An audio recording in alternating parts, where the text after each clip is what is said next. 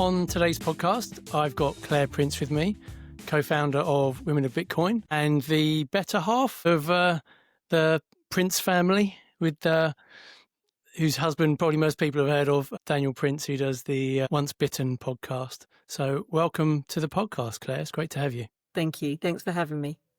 Yeah, we did meet briefly in Prague, but those whole few days were a bit of a whirlwind, really. They are crazy, aren't they? And I remember being introduced, I think you introduced yourself, and then somebody else asked me a question. And that was it. Yeah. Pretty much. But yeah, I was talking to Robin Sayre at the time, I think. So all these famous Bitcoiners, and then there's little old me from Suffolk trying to rub shoulders with all the famous people. It's great. I know what you mean, but I don't think it's that kind of environment, is it? I think everyone is just completely equal, whoever they are. Everyone I met was normal people, really, which I think just again shows we're still quite early, where we don't have celebrities or heroes. It's just we're all just people that are passionate about Bitcoin and whatever angle we've come in at. I agree, and I think that's really refreshing. But also, to the same respect, I always bring my kids to those conferences. And there was lots of kids this year, which I think is great because they can learn. But also, can you imagine that at any other conference, like a finance conference or anything like that, everyone would be like, oh, what are they doing here? But no one's like that. Everyone's welcoming. Everyone gives them their time and their patience. I think it's fabulous. Yeah, I hadn't really crossed my mind that, but you're absolutely right. Apart from like a Latitude or a Glastonbury that's basically set up and caters for families. Yeah. Most, Bitcoin isn't per se a family event, is it? But it just shows it's, as you say, it's kind of open for everyone, really. Yeah. And so, right, before we get started in earnest, do you want to give just a brief kind of minute or two debrief of who you are, what you do, and kind of how you got into Bitcoin? Well, not necessarily how you got into Bitcoin. We'll come on to that, but maybe what your current involvement is. Yeah. So as you said, Mrs. Prince, Daniel Prince's wife, mum of four Bitcoiners, and home educating. In fact, we've done all kinds of educations, but yes, home educating some of them, doing lots of different things. We world schooled them for a while. And and now I'm trying to bring more women into Bitcoin. And so myself and Christina are doing the Women of Bitcoin in the UK. We decided that there was a need for that. So I'm sure we'll talk about that. Yeah, we'll come on to that for sure. But the place I usually start with, my guess, is asking them their earliest memories of money. Well, yeah. Well, my dad was an accountant, so but he was really good with money. And I remember him saying to me that you just never, ever want to get into debt. And it was a really good lesson in life, because I remember getting my first credit card at 18 and him saying, well, why would you pay interest on everything that you buy? Why? And so I never did. I've always paid everything off. I've never bought anything without being able to afford it in the first place, except for big purchases, obviously. But yeah, that's my first thoughts of money. And so would you, if your dad was an accountant with that kind of mindset, were you very much about saving and quite frugal about spending? Yeah, it's always been of a saving mindset, and I am risk averse. I don't like risk. Okay. But yeah, just saving and not spending what you don't have. Yeah. See, a lot of people that would be curious about Bitcoin or new into it would think, how can you be a Bitcoin if you're risk averse? But I guess your point is that you're risk averse, so you're all in on Bitcoin because that's the most I think stable. it's my security, actually. I think I remember getting so fed up with saving and not getting any interest on anything, and just thinking there's got to be a better way. And obviously somebody showed me. Yeah. My husband was like, well, if you put it into Bitcoin, this is going to improve in a little while. And it did. Yeah, it's quite sad, isn't it? There's a lot of people, like I know people that are saving up for a deposit for their first flat, and they've probably got their money in premium bonds or something, and they just can't save fast enough to get enough to get the flat. And yeah, it's not always easy to broach that with go straight into Bitcoin, but you know, it's, as you say, it's definitely a tried and trusted route into helping beat the money printer. Yeah. Well, I think most people think that you've got to buy a whole Bitcoin or you've got to buy a lot.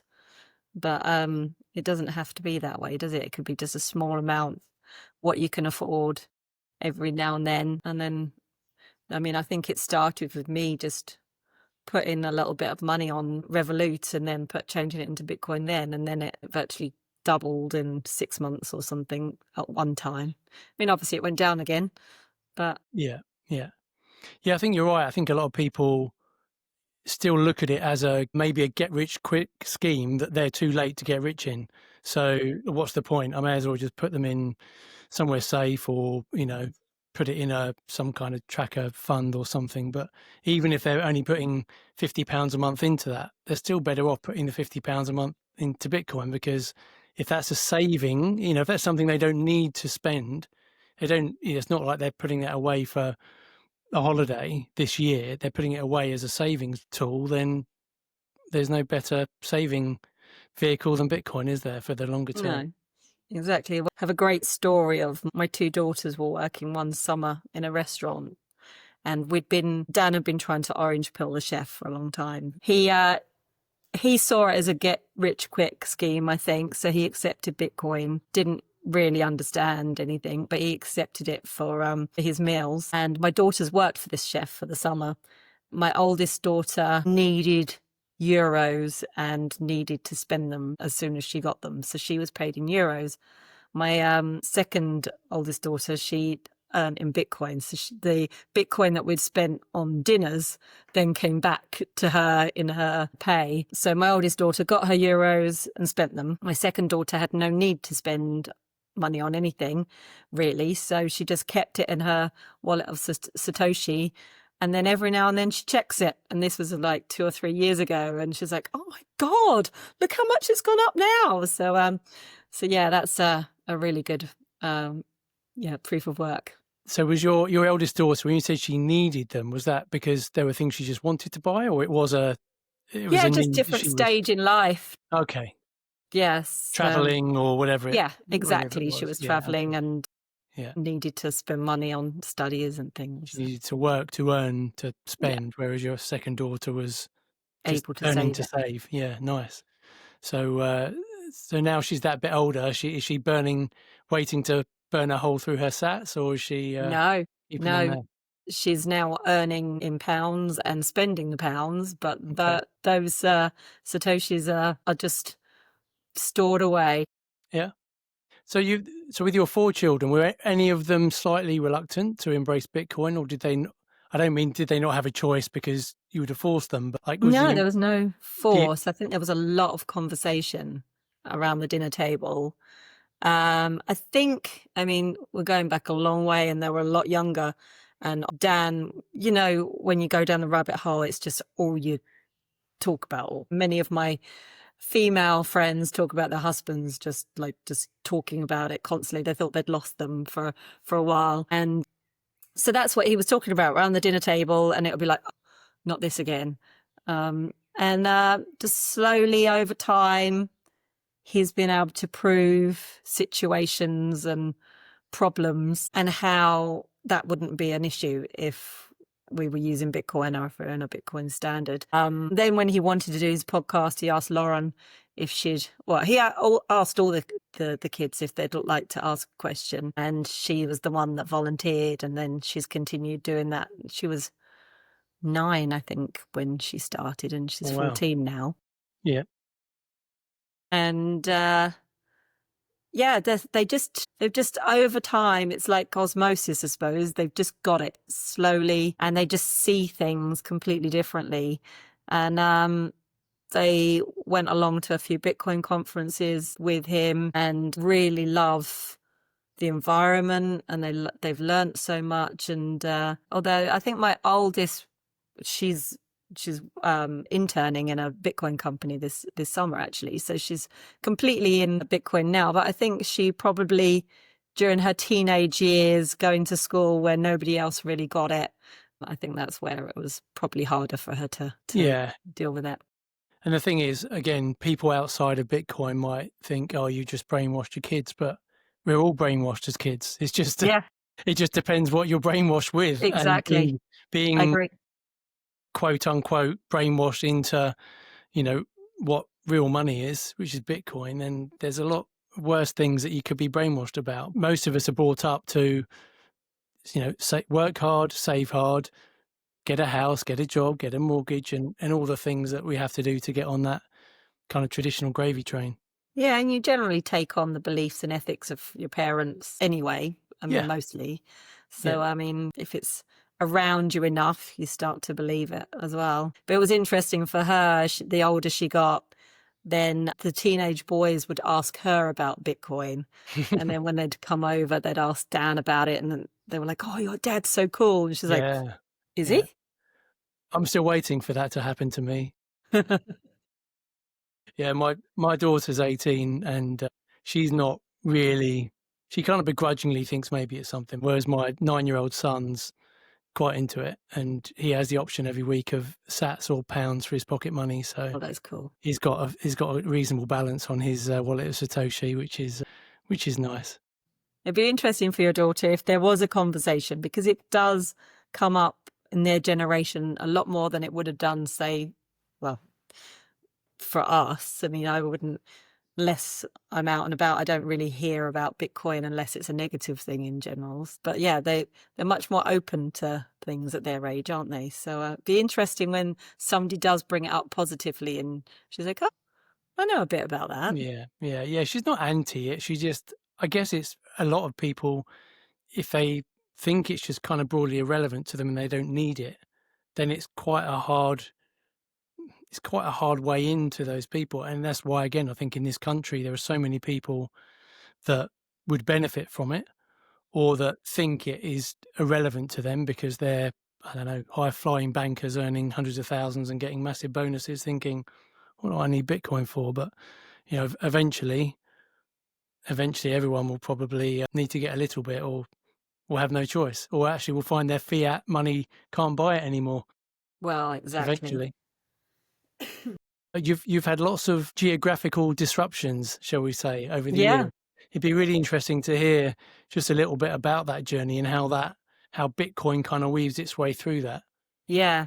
Well, it has a lot to do with it later on. Dan was offered a job in foreign exchange in Singapore when we were only 22 then. We left, well, we were only dating then, but we've been dating for a long time. And he had the opportunity to go there.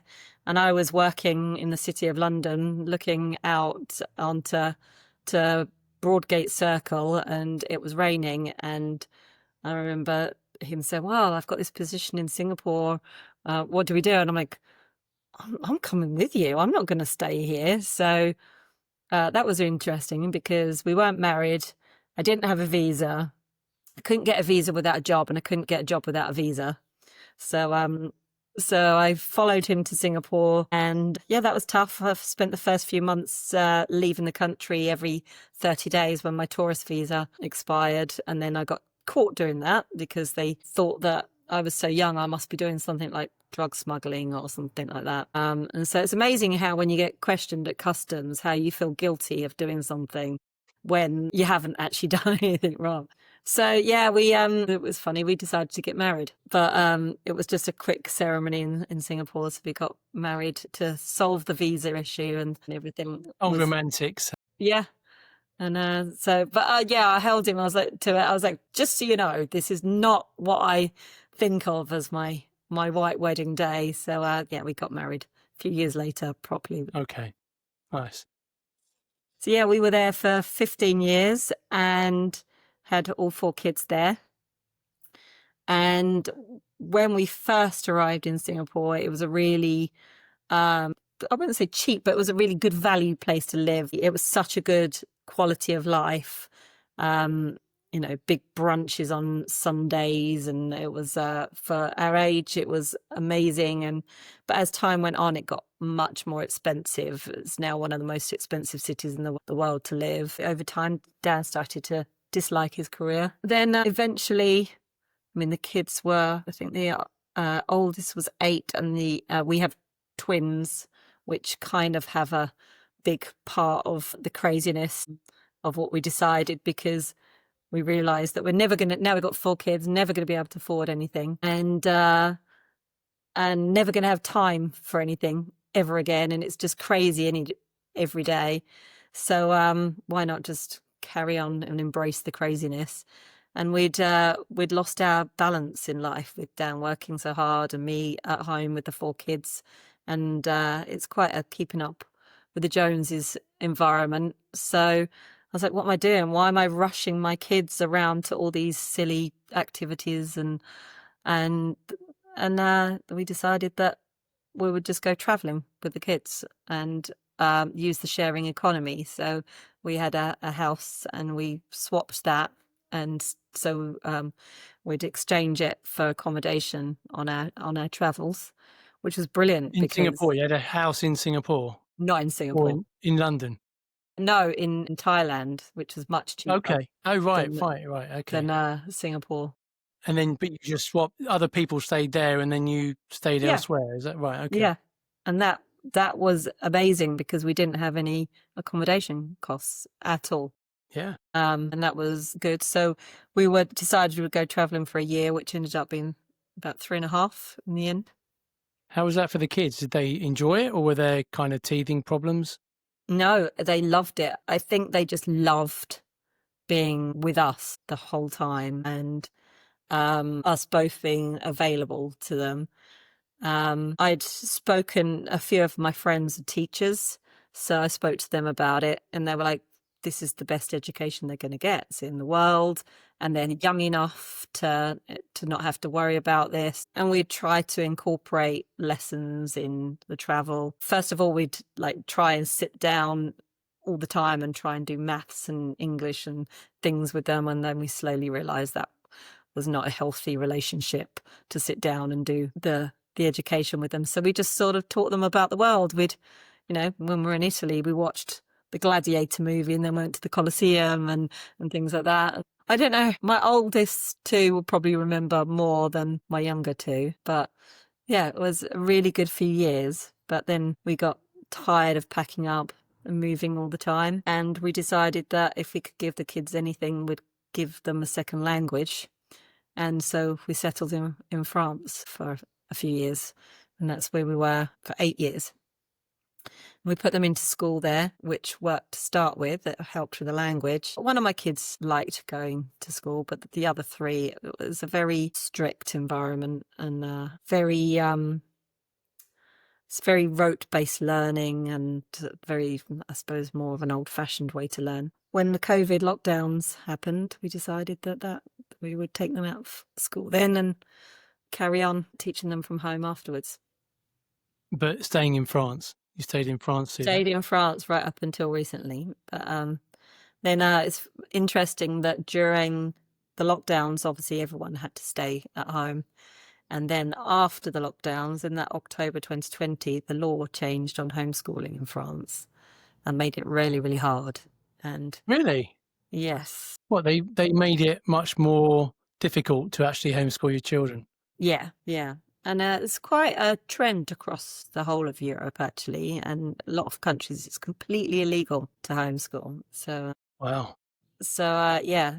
They've got to get the new people indoctrinated. You can't leave it to responsible parents to bring their kids up. For me, it's a matter of choice. Whether you send them to school or not, it should be a parent's choice, shouldn't it? Yeah, But, I agree. Yeah. Taking away the choice, that sort of leaves a question in my mind. It was interesting, the letters I would get because we refused to send them to school was basically telling me that they would take my children away and things. So it was like, well, we can't play these games with the French government anymore. So we left. Yeah, it makes you realise. I don't think we would have somebody come over and inspect the house and our family, which I'm completely fine with. And we passed that with flying colours. They could see the kids were happy and fed, and that was fine. It was just we weren't following the French education system, so they would want the kids to go back to school. So yeah, it just shows you, really.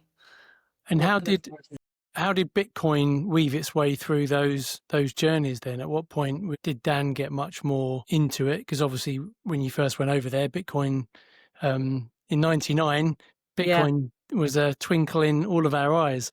Yeah. And then of course now, well, you're all kind of fully entrenched. So what's the story there?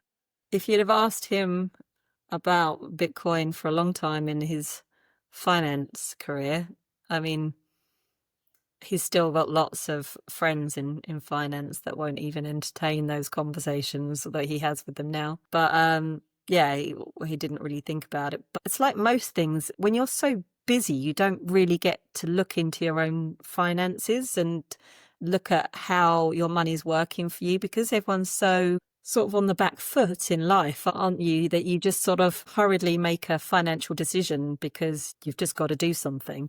When he gave up work to go traveling, he had the time to look into it and to study it, and that's where he fell down the rabbit hole. At the same time, we'd had some money in reputable pensions that were just not working for us, and we couldn't get any of the money out. And that, to me, is more of a scam than Bitcoin, because it's ended up, this is supposed to be the money that we were living off of in our old age, and it was just sort of turning into nothing. And couldn't really do anything about it because of the mismanagement in those companies. So yeah, so then he started looking into Bitcoin. That was a while before I even started listening to him. And then I remember sitting on our travels in a play centre, and the kids, going down the slides into bubble pools and things, and him using the internet and going, I'm going to try and buy some Bitcoin.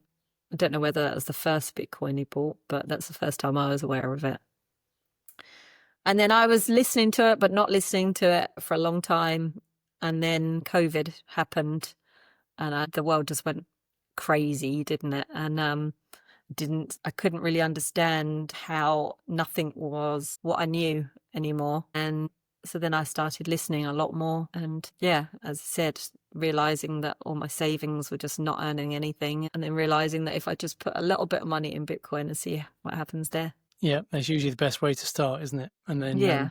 But have you gone down the rabbit hole kind of quite deep yourself, or is it more that you kind of trust, for want of a better phrase, trust Dan's judgment and the other people that you see in the space? Or how kind of deeply entrenched do you think you are in it?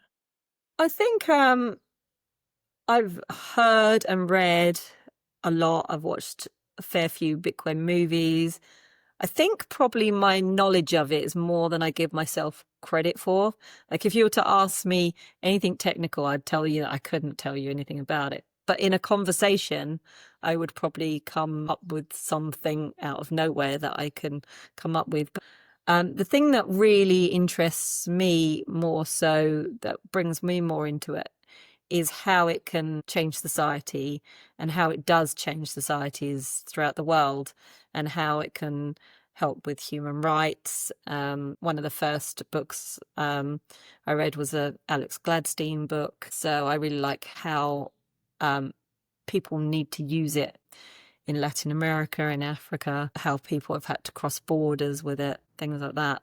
Those kind of things interest me. And one of my main things that, as a mother, I worry about my kids' future, and how there's not many kids that can afford a house anymore, and like to earn enough to afford a house and a mortgage. And I just think this is the way that I can protect my kids for their future. So I don't think of it necessarily in the tech or the finance way. I see it more as a way to save society, I suppose, maybe.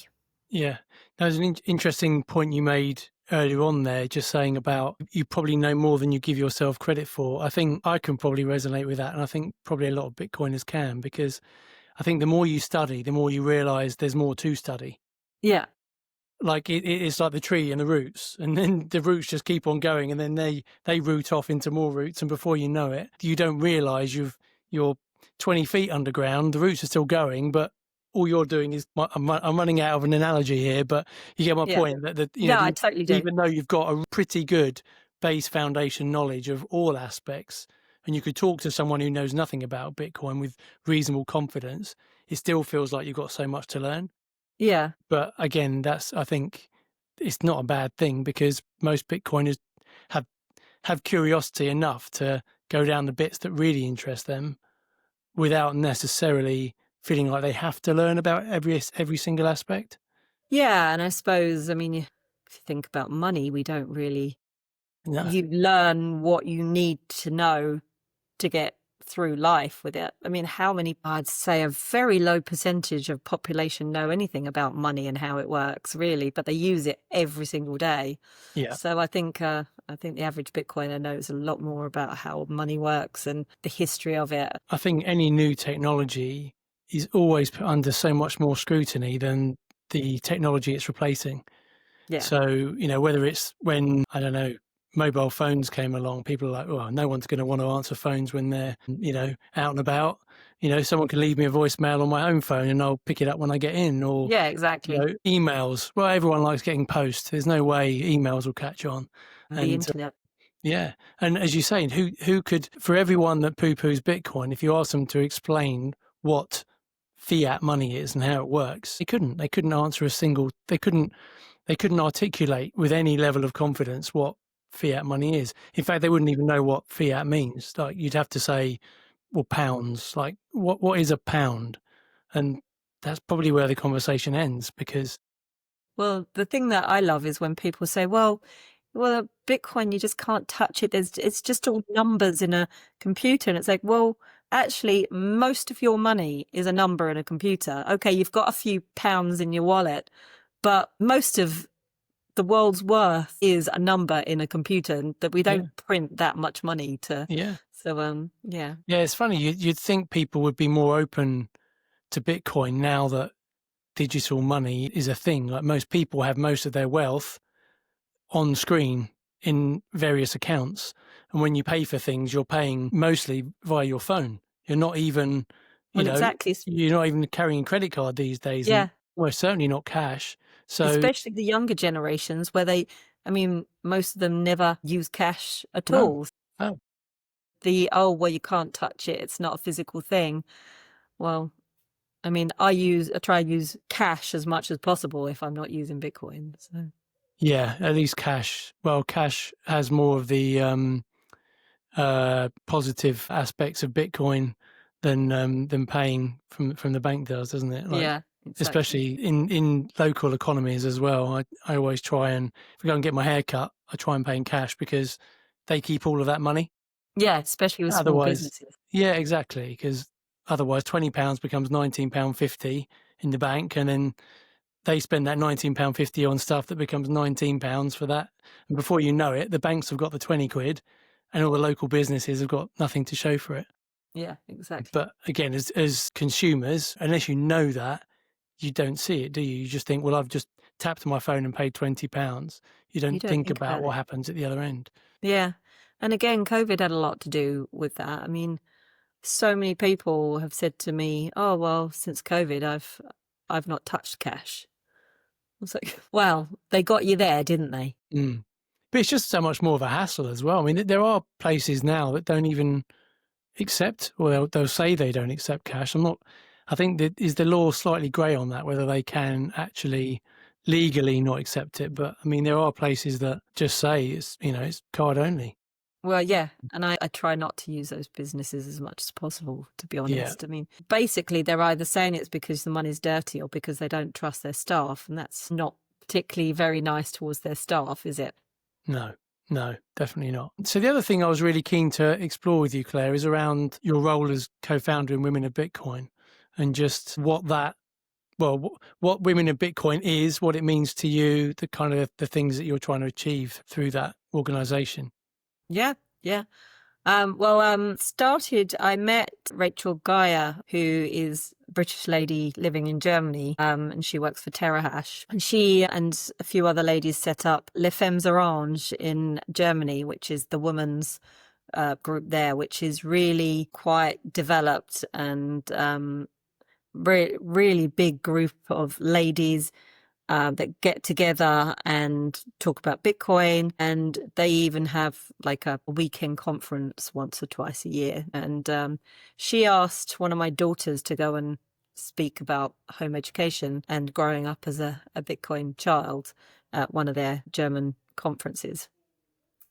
So she wasn't really old enough to go on her own. So I went with her.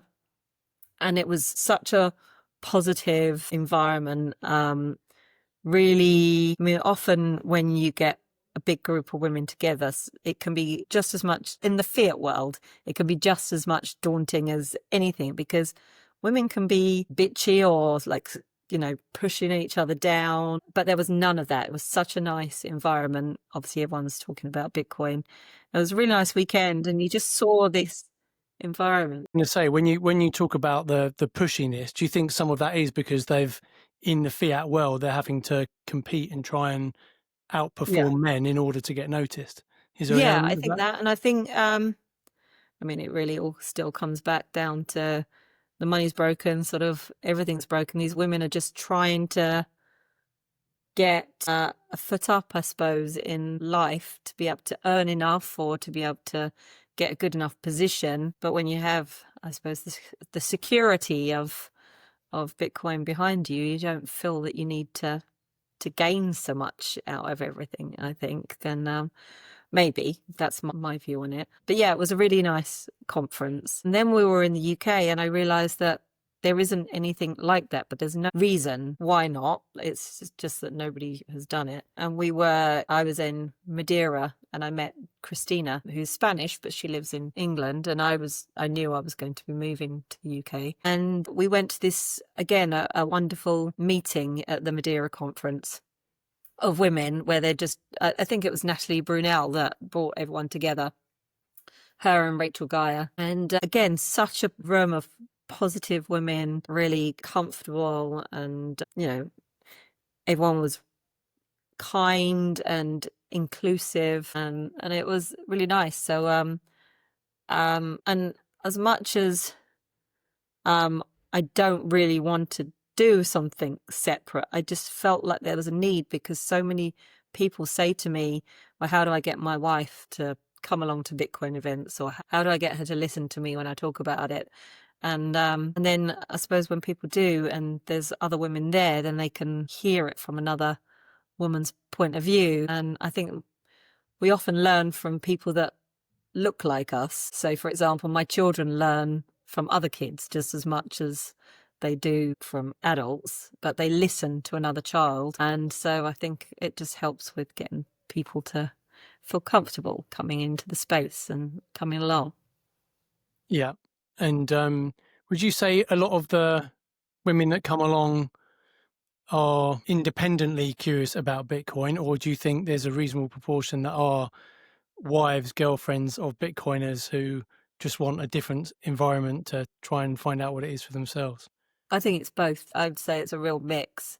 There's a fair few younger women that have discovered Bitcoin for themselves, single women that have done their research themselves. But there are a fair few wives and girlfriends that have been like, oh, I'm kind of curious, but, I want to come along and find out more, or just come along and chat to people that, like we all say that, when you're in a normal environment and you start talking about things that to do with Bitcoin or Bitcoin related subjects, and everyone just looks at you like you're a bit strange. So it's nice to be able to go and talk to people that are speaking your same language, I suppose. Yeah, I think so. And most people would probably find the first time they even think about being brave enough to go to some kind of meetup, where chances are they probably don't know anyone there, Yeah. because we're still so early that you're likely to not have a circle of friends that are all really into Bitcoin. So you might be brave enough to go along. Again, it's a bit of a stereotype, but a lot of Bitcoiners are quite introverted, so Yeah. that compounds it even more. Agree. So having enough confidence to go along and put yourself out there amongst people that you think might be like-minded, actually having a quote unquote safer space for women to do that with other women without any kind of concern or noise around judgment or, because men can be idiots a lot of the time. I don't think so. I think we've all got our good qualities. Well, yeah, true. But are there things? This is a bit of a general question, and again quite stereotype. But are there things that men, you think, the average man could do better to try and make Bitcoin more accommodating for women? No, not really. It's, I mean, I suppose one of the things that I think some women do find, and it's more of a positive than a negative, that men really try to help us. But then in trying to do that, it's a natural thing to take over a little bit. So, for example, if I had to try and use a wallet, for example, I've never used one before, I might be trying to download it and be a bit slower. And then in trying to help, a male might come along and take my phone and go, "Oh, you do it like this, that, and the other," and then it's done. And then I've not learned anything through doing that. So that would be the only thing that would be difficult, I think, for some women to find, especially often wives find that with their husbands that know a lot about Bitcoin, setting up their hard wallets and things like that. And it's like, "Oh, it's done now." It's like, "Well, I don't know how to do that, and I don't know how to gain access to that again." Yeah, it's interesting, isn't it? Because that, the chivalry aspect of it, that just doesn't help, does it? Trying to help a damsel in distress in that Well, it's good scenario. intentions, isn't it? Yeah, I'm sure in the majority of cases it probably is very good intentions, but as Bitcoiners, we know the amount of people that we turn away in the sense of saying, "I'll tell you a little bit," and then don't trust me, go and verify for yourself, do your own research. But we should be like that with everyone, but Yeah.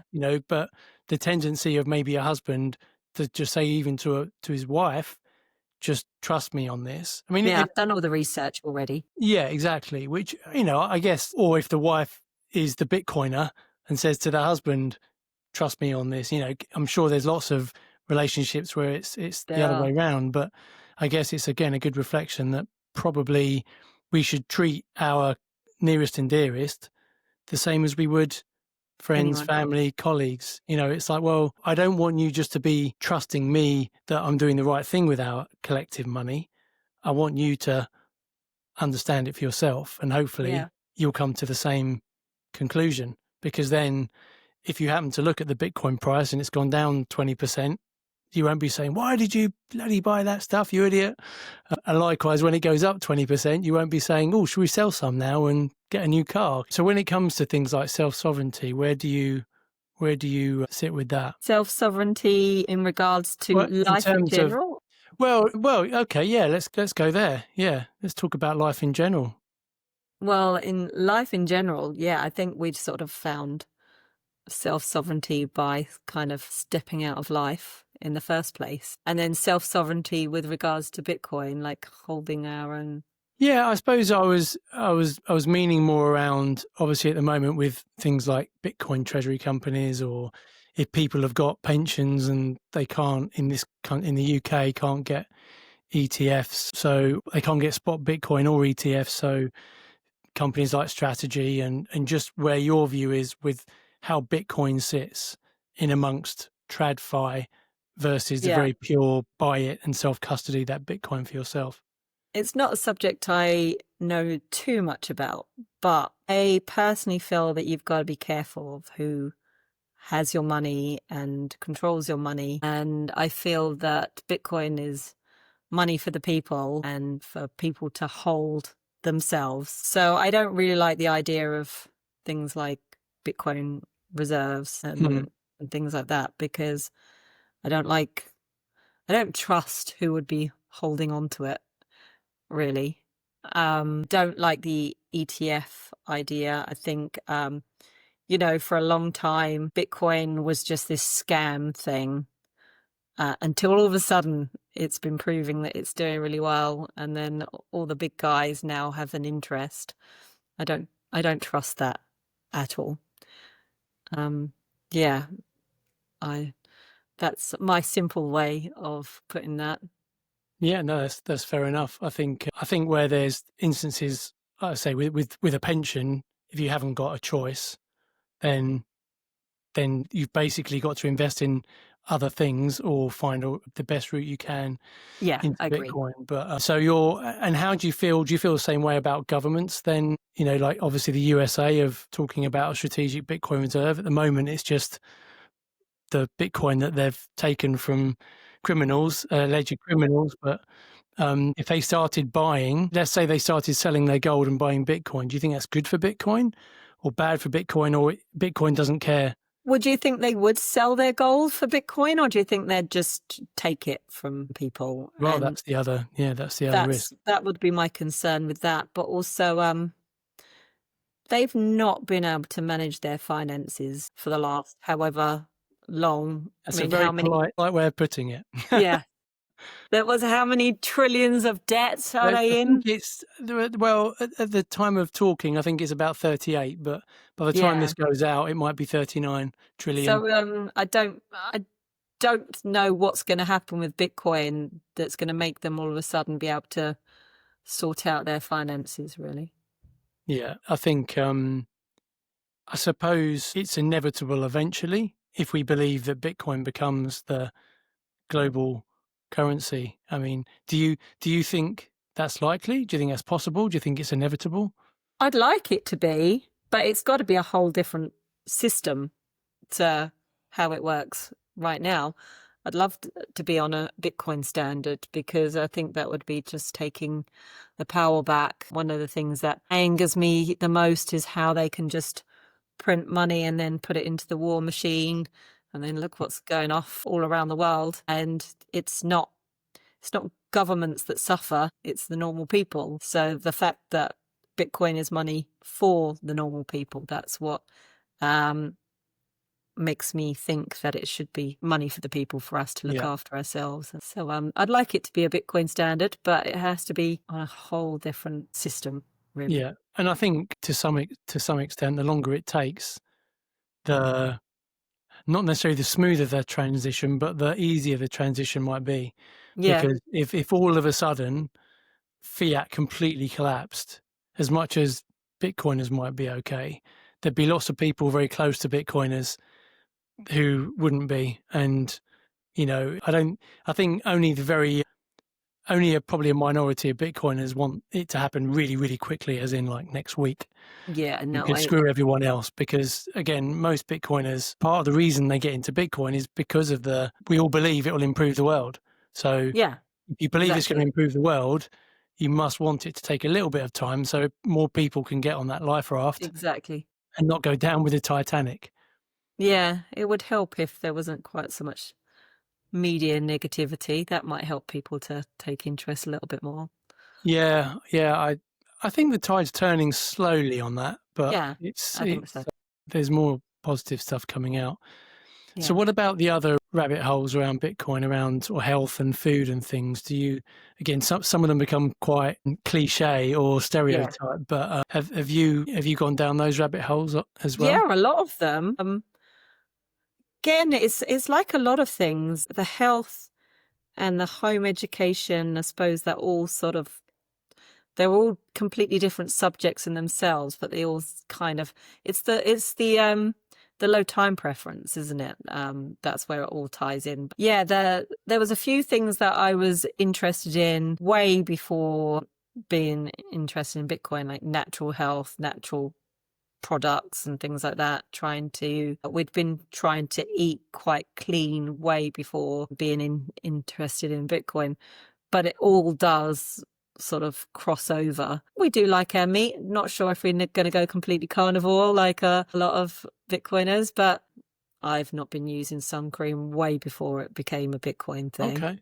Mainly because I lived in the tropics for a long time and I'd learned how to manage the sun, and I didn't like putting poison onto my kids' skin and things, so just didn't go out in the midday sun. So is it basically the best way to not use sun cream but not get sunburn is just Yeah. manage your time out of the sun, basically? Well, I mean, it's helped living in warmer climates. The problem with the UK is we have so few sunny days. I mean, I know we're going through a nice period of sun at the moment, but It's when you go out and just spend days out there with your out in the sun and then you get burned. That's not healthy for you. And most cultures that have sun for a longer period of time just build up the exposure to Yeah. the sun. And, you know, if they're starting to get used to the sun in March, by the time it gets to June and July, then your skin can deal with it so much easier. So what Yeah, would the advice I be think then if obviously, sorry. sorry, I was going to say, what would the advice be then for a family going to from the UK to a holiday abroad for 2 weeks? If you don't want to use sun cream, how would you advise not Well, getting I mean, completely burnt? obviously, if you have to do it, like if you're going to be going out on a boat in the sun for the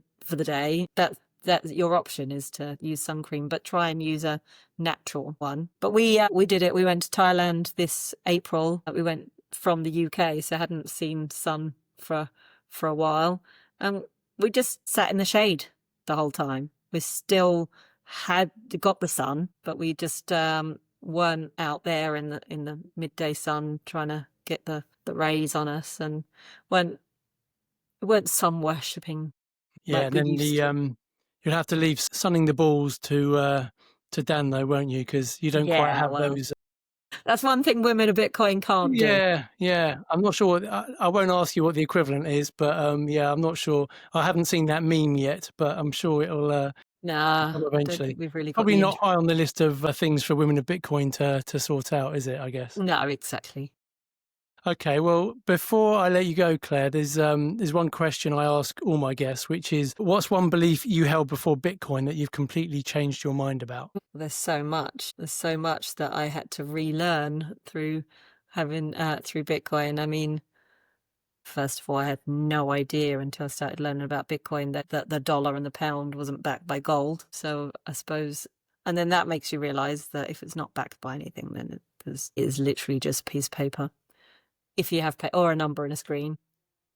I think I used to follow all kinds of rules in society, whether it's health or education or money. And now I question virtually everything. Yeah, question everything.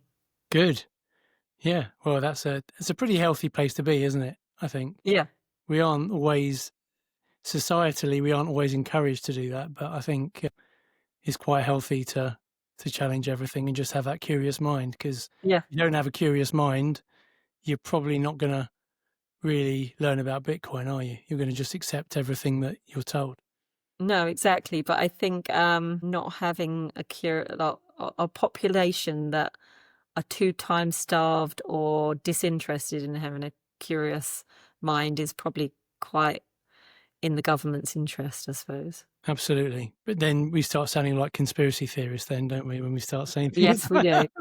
And then people who aren't into Bitcoin, that's the thing, isn't it? As we said earlier, if you start those conversations in, a dad's group or a mum's group or whatever, people who aren't into Bitcoin, you just start sounding like an absolute weirdo. Yeah, yeah. Or just coming out with anything just unusual. People just like, okay, she's one of them. Yeah. Yeah, yeah. Which is why it's quite, whether it's a local meetup or like in the extreme, it was going to Prague, where it's just so enlightening that you're around people that you can spark a conversation about absolutely anything, and people don't kind of raise their eyes or, and Exactly. it's not like everyone always agrees with everything. There's a lot Well, of, that's what I like. yeah, I like that the art of conversation and debate is still a thing in the Bitcoin space, that you'll listen and ask questions and still could walk away thinking, yeah, I still don't believe that. yeah. But Or it's also you could have a conversation, you could go into a conversation with quite a strongly held view about something, have a conversation with someone else, and either it's a chink in your yeah, door, or actually you could change your mind completely. yeah, And definitely. again, I think that's a really positive trait of Bitcoiners, which by definition, to find Bitcoin in the first place, we have to be open to changing our mind about things that we've held true in our mind for a very long period of Yeah, time. I So, agree. and there's so many things that you could talk to someone about and think, I did think this, but actually that's a really interesting take. And then, there's lots of things I think some of the hottest disputed areas probably are around these Bitcoin treasury companies and strategic Bitcoin reserve, more the financial and the custodial aspects of it, Yeah. because clearly some people are very much on one side of that and some people are very, very much on the other.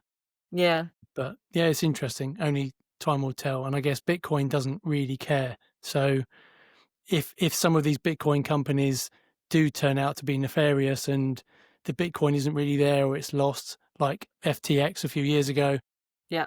Bitcoin carries on. It's Yeah, just exactly. individuals might get their fingers burned. Exactly. It just burns a few fingers on the way.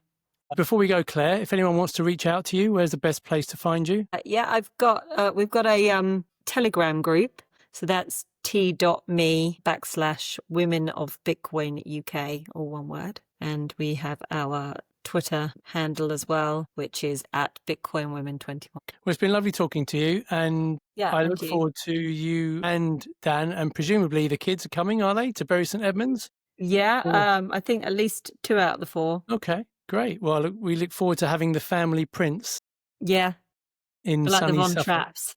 Yeah.